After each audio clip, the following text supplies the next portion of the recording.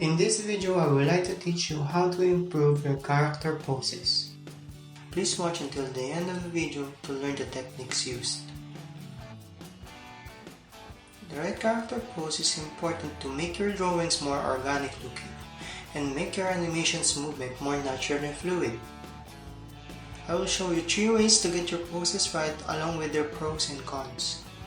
So let's get started. It is sometimes hard to think about poses and movement. I myself sometimes have a hard time imagining how to draw my characters in certain positions, so I use these methods.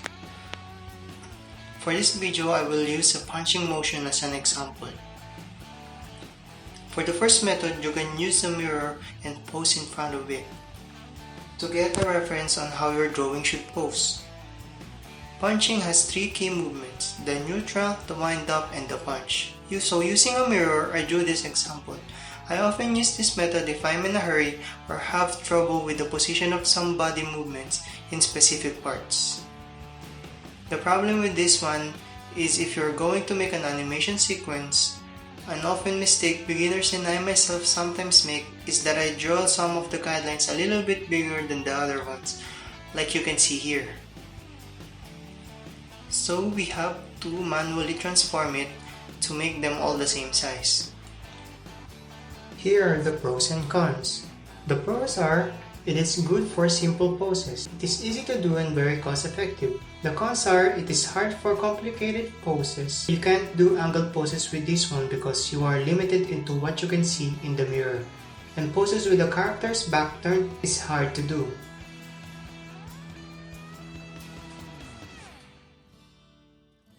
The second method you could try is using a drawing mannequin.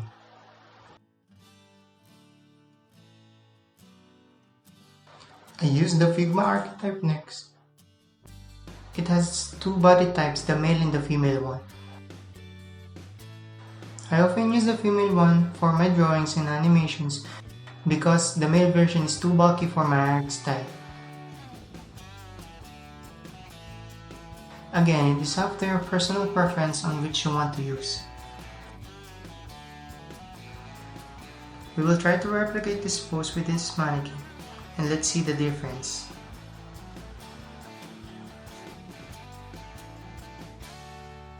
The problem when working with mannequins are loose joints and it is troublesome to make it pose like you want to and it lacks flexibility.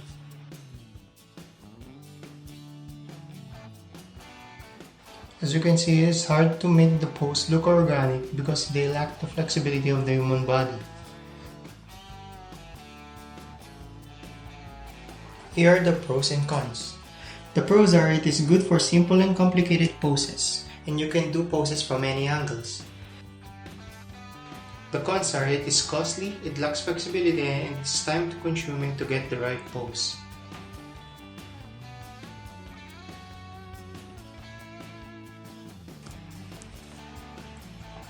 The last method is my go-to for hard to imagine poses, and for my money is the best one. For this method, you just need to photograph or record yourself doing the poses or movement you want. You do not have to have a HD camera, an old one works just fine for this method. So I took these snapshots of me punching.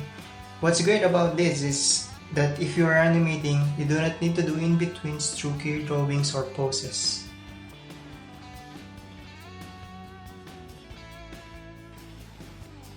Some artists consider this method as cheating, but for me especially, if you are a beginner, this is perfect method for you.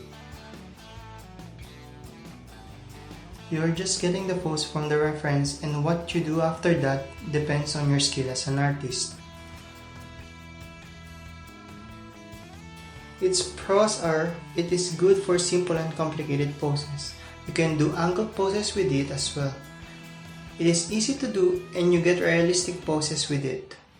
You also get the whole motion, not just the key poses. While its cons are, you need a camera in order to do this, though you can use a cheap one like I use in this video. Another con is that the poses you can record is only limited to what your own body can do. For example, like myself, I do not know how to do a flip. So when I make a character flip, I often use the drawing mannequin for it.